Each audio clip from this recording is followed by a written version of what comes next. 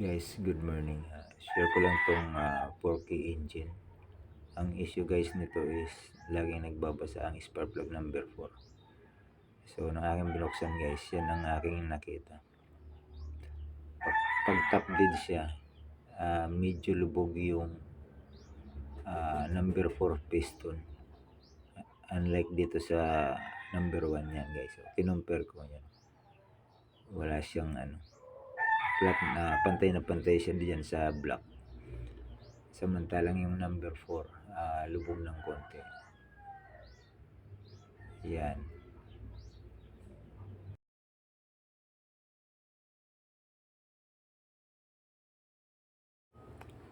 Yan. Nung aking tinanggal guys ang connecting rod yan ang nakita ko guys. Yan.